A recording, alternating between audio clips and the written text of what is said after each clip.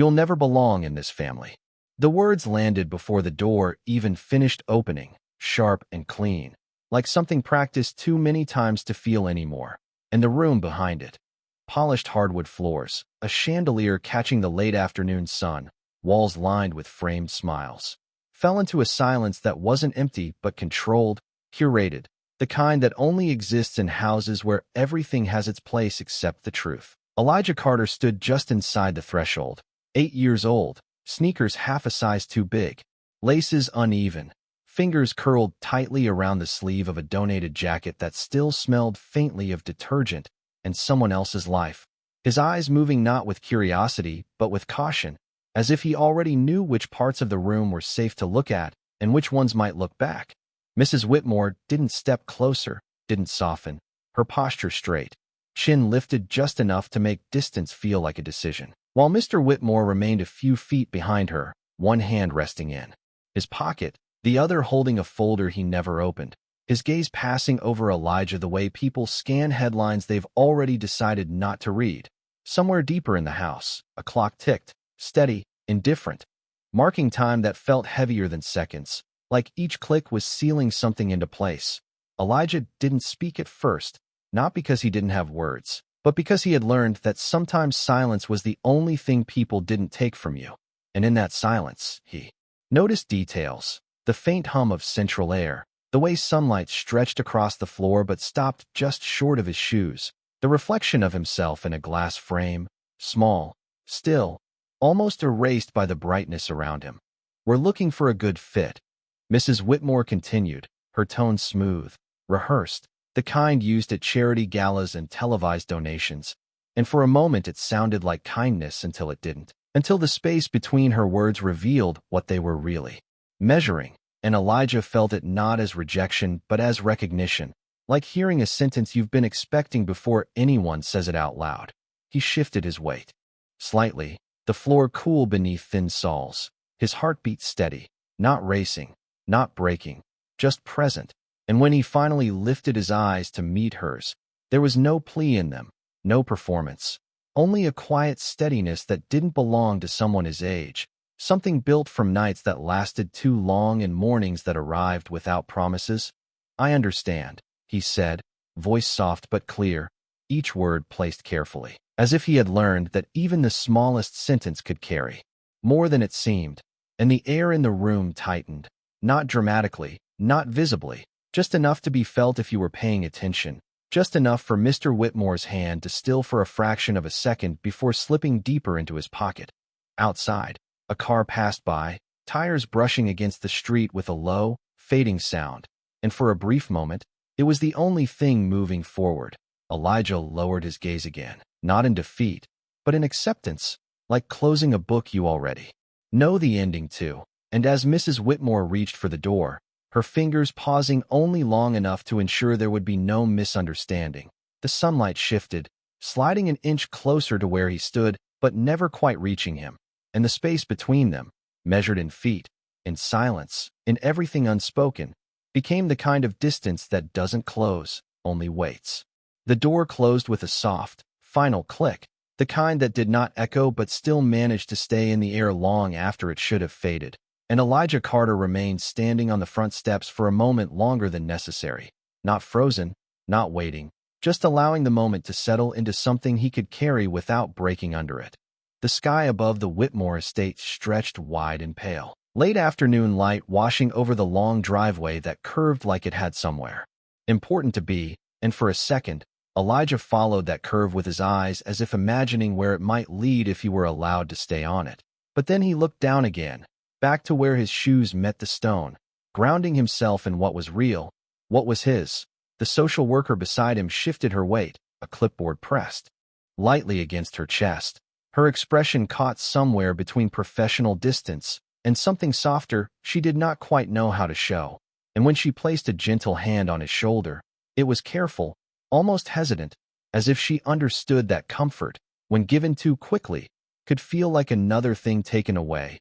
"We will find another family," she said quietly, her voice measured, kind. But Elijah did not respond right away, not because he did not hear her, but because he was listening to something else, something inside himself that had learned to speak without words. And in that silence, he nodded once, small and steady, a movement that carried more understanding than most people twice his age ever needed to hold. The car ride back was quiet, the kind of quiet that filled the entire space without asking permission, the hum of the engine low and constant, tires rolling over smooth asphalt roads that gradually shifted from wide, tree-lined streets into narrower lanes where the houses sat closer together and the air felt different, less curated, more honest. And Elijah watched it all through the window, not with longing, not with envy, but with a quiet attention that turned every passing detail into something he could store away, something that might matter later even if he did not yet know how. When they arrived at the group home, the building stood simple and worn in a way that did not try to hide itself. Paint slightly faded, a basketball hoop, leaning at a small angle near the driveway, its net frayed but still holding on. And as Elijah stepped out of the car, the evening air wrapped around him cooler now, carrying the distant sound of someone laughing from inside, a sound that felt unpolished but real. And for the first time since the door had closed behind him, his shoulders eased just slightly, not in relief, but in recognition. Inside, the hallway lights flickered softly, casting a warm glow that did not quite reach every corner. And the scent of dinner drifted from the kitchen, something simple, something shared. And as Elijah walked in, a younger boy sat at the end of the hall, struggling with a small toy car, its wheel loose, rolling unevenly across the floor before tipping over again and again. And Elijah paused, watching for a moment, then stepped closer without a word, kneeling down beside him, his fingers steady as he adjusted the wheel, testing it once, twice, until it rolled straight. And when he handed it back, the boy's face lit up in a way that needed no explanation, no translation, just a quiet thank you carried in the way he held the toy a little tighter. Elijah gave a small nod, then stood, the moment passing, without ceremony. But something had shifted, something small and almost invisible, like a thread being pulled just enough to begin a pattern. And later that night, as he lay on a narrow bed beneath a ceiling that hummed faintly with old wiring, Elijah stared up at the dim light above him, his hands folded loosely over his chest, and somewhere beyond the walls, beyond the city, beyond the memory of a door closing, he made a decision not in words, not in promises, but in something deeper, something quieter, something that did not need anyone else to believe it in order to be true. Years passed not in loud milestones, but in quiet repetitions, in early mornings when the sun had not yet decided to be warm and late nights when the world outside softened into a low hum. And Elijah Carter grew not all at once, but in layers, each day adding something small that no one else seemed to notice. The way he woke before the others to help set the breakfast table without being asked. The way he stayed after school to understand problems that did not come easy. The way he listened more. Then he spoke, as if every voice around him carried a piece of a language he was still learning to translate. The group home changed faces over time, children arriving with stories they did not tell, and leaving with ones they barely understood, but Elijah remained steady within it, a quiet constant. And in that constancy something began to take shape, something not defined by what he had been denied, but by what he chose to give. And it showed in moments so small they could have been missed, like the way he sat beside a boy who struggled to read, guiding each word patiently, or how he stayed calm when others grew frustrated, his presence a kind of anchor that did not demand attention but held things together all the same. School became more than a place he had to be. It became a space where questions mattered, where effort could turn into understanding. And though he was not the loudest in the room, teachers began to notice the precision in his work, the care in how he approached problems, the way he did not stop at answers but searched for reasons. And one afternoon, in a science classroom that smelled faintly of dry erase markers and old textbooks, a teacher placed a hand on his desk and said, "You see things differently." Not as a compliment, not as praise, but as a simple observation. And Elijah held on to that, not as validation, but as direction.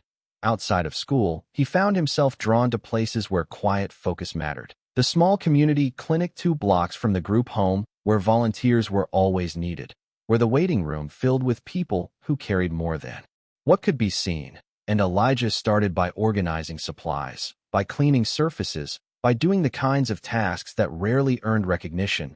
But he watched, always watched, the way nurses moved with practiced calm, the way doctors listened before they spoke, the way relief could settle into someone's face when they felt understood, and something in him recognized that space, not as something distant, but as something possible. Time moved forward, measured not in years, but in changes that slowly became permanent, his shoulders broader, his voice deeper, his hands steadier, and with each shift, the memory of a door closing did not disappear, but transformed, no longer sharp, no longer defining, just a point in the distance that marked where he had started, not where he was going.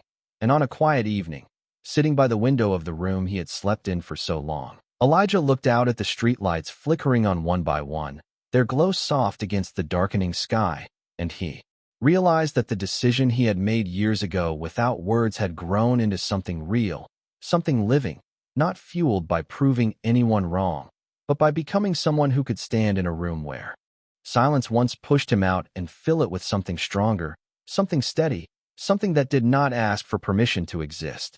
The first time Elijah Carter spoke in a room where people wore pressed coats and carried titles before their names, no one noticed him at first, not because he was invisible, but because he had learned how to enter spaces without disturbing them, how to listen before he spoke, how to measure a room not by who held power, but by what was missing from it.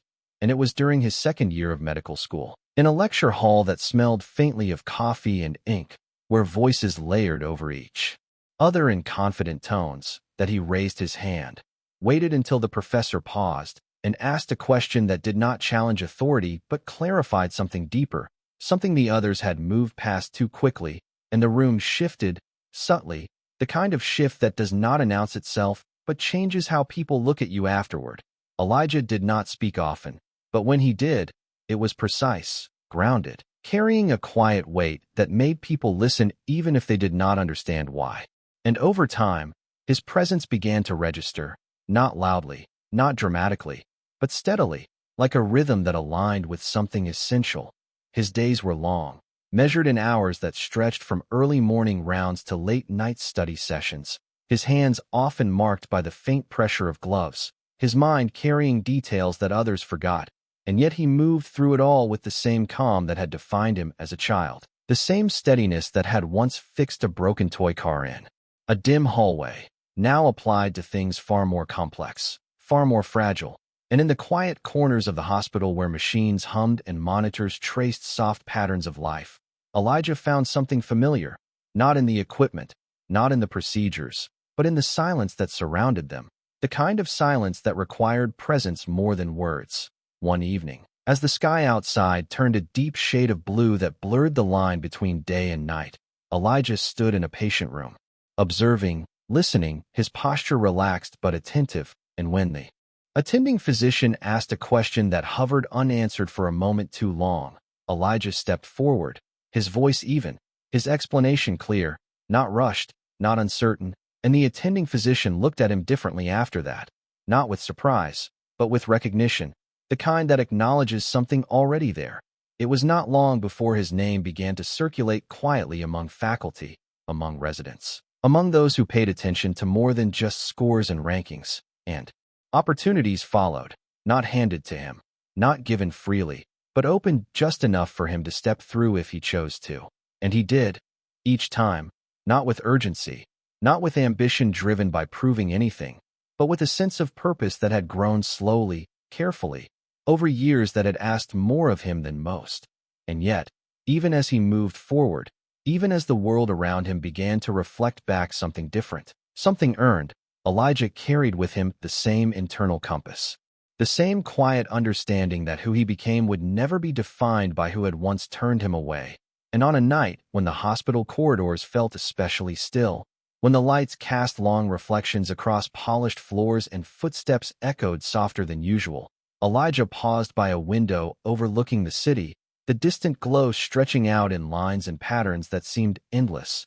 And for a moment, he allowed himself to stand there, not thinking about where he had come from, not thinking about where he was going, but simply recognizing that he had arrived somewhere that had once only existed as a quiet decision made in the dark, a decision that had never needed permission to grow into something real.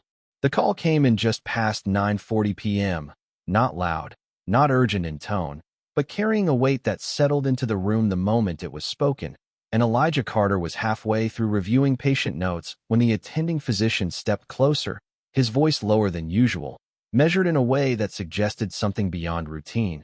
"We have a critical case incoming," he said, eyes steady, searching not for reaction but readiness, and Elijah closed the file in front of him with a quiet motion, the soft click of the tablet screen going dark marking the shift from preparation to presence.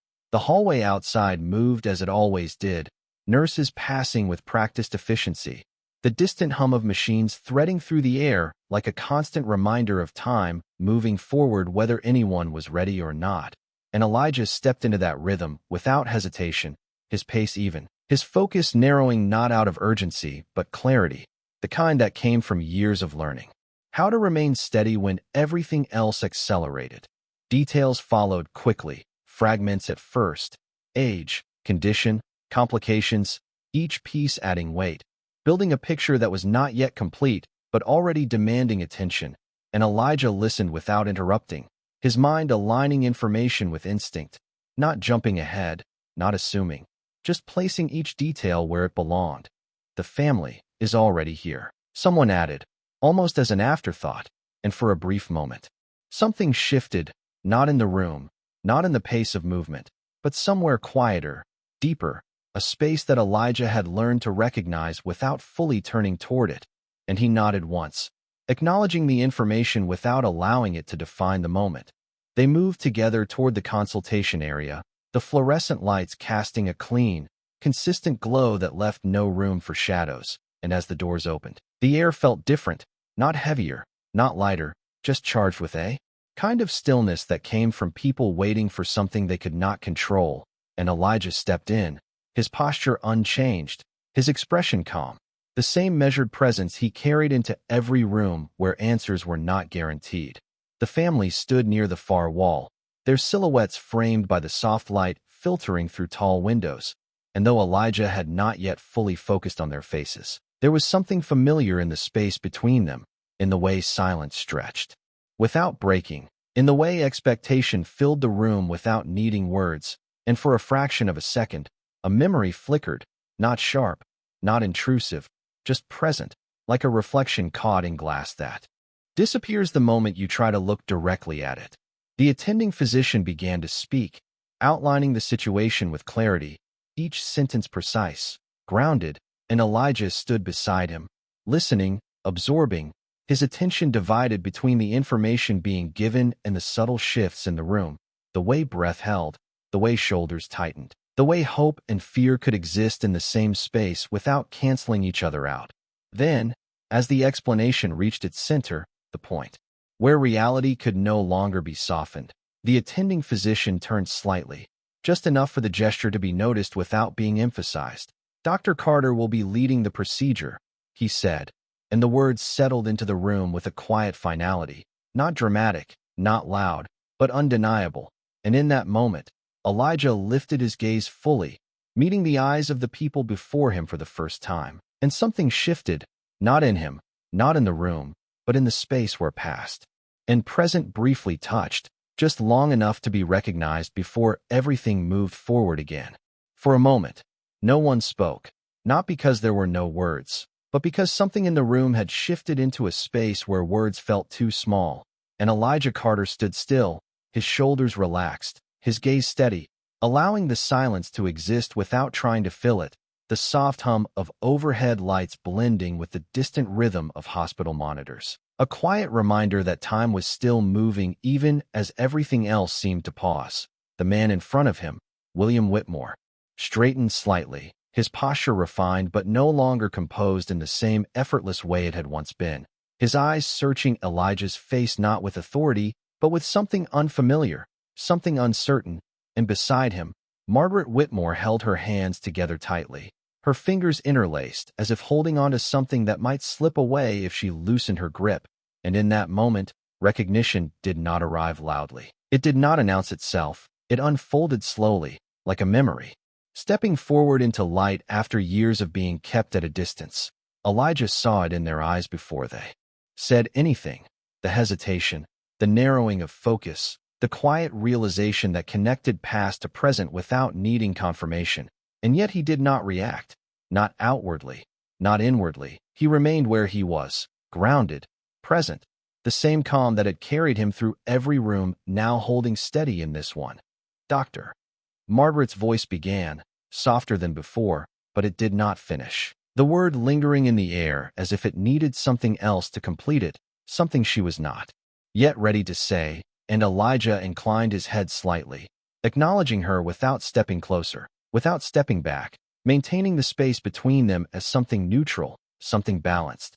The attending physician continued speaking, outlining the procedure, the risks, the timeline, each sentence precise, clinical, necessary, and Elijah listened, not because he needed the information repeated, but because this moment was not about him, not about recognition, not about history. It was about the life waiting beyond the walls of the operating room.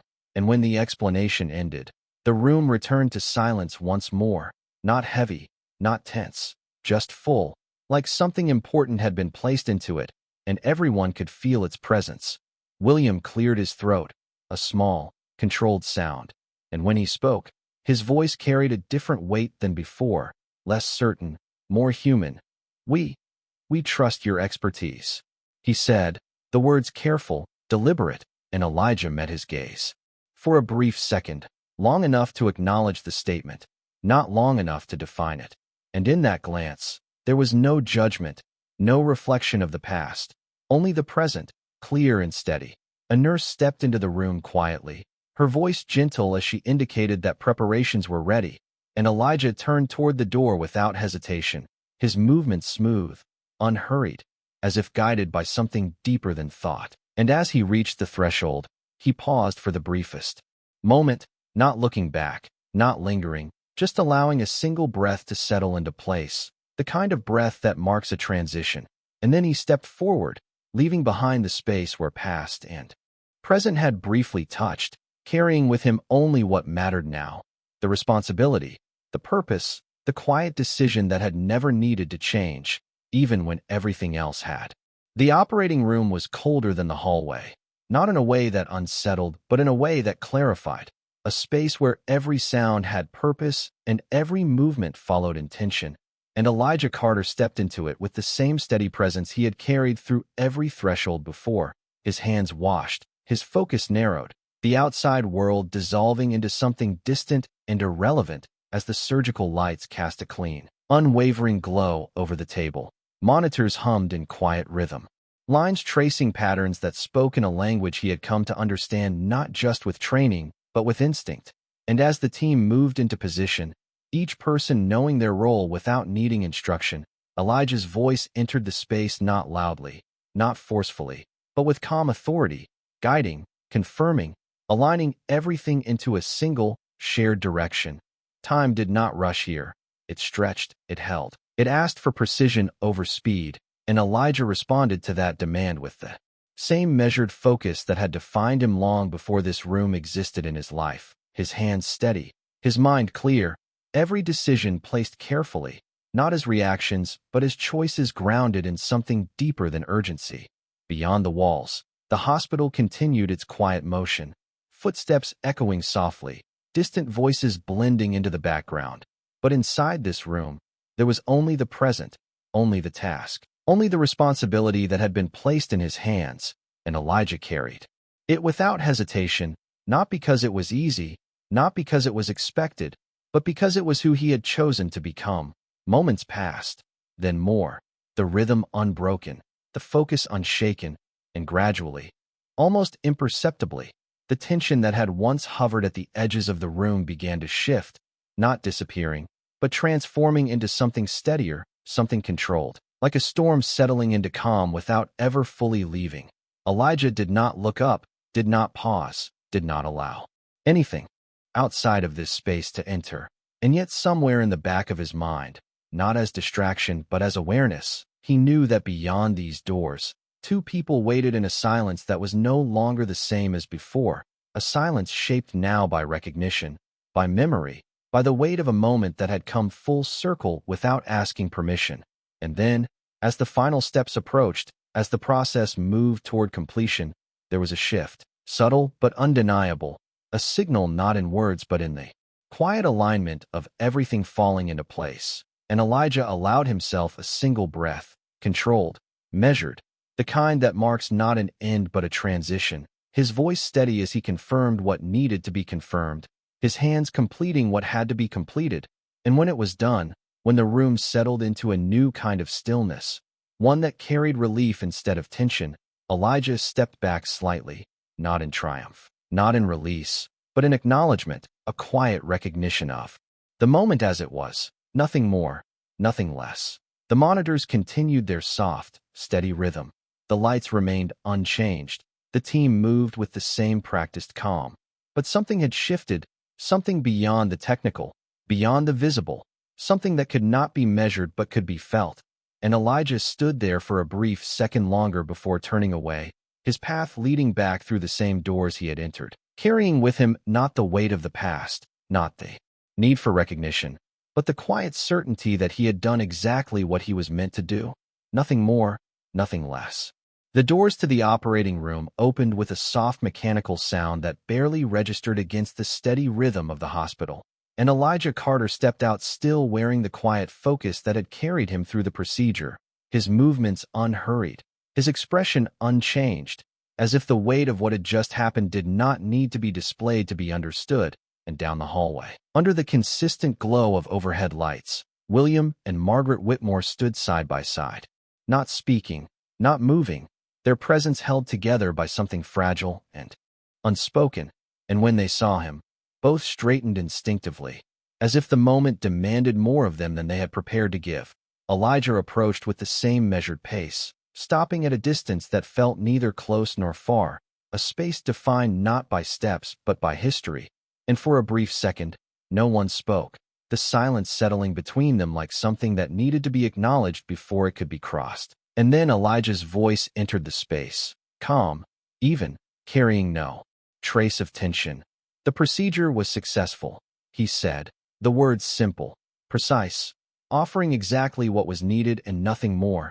And Margaret's breath caught softly, her shoulders lowering in a way that revealed how tightly she had been holding herself together, while William nodded once, a controlled motion that could not fully contain the shift in his expression, the relief, the realization, the weight of something returning that he had not known how to hold on to.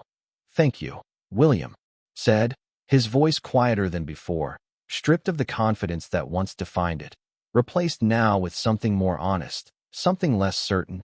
And Elijah inclined his head slightly, acknowledging the gratitude without absorbing it, without allowing it to change the balance of the moment, because for him, this had never been about them, never been about the past that lingered just beneath the surface. Margaret stepped forward then, just a fraction, her hands no longer clasped as tightly, her eyes searching Elijah's face not for confirmation but for something deeper, something she could not quite name. And when she spoke, her voice carried a tremor she did not try to hide. "We did not recognize you at first," she said, the words careful, deliberate, as if each one had to pass through something heavy before it could be spoken.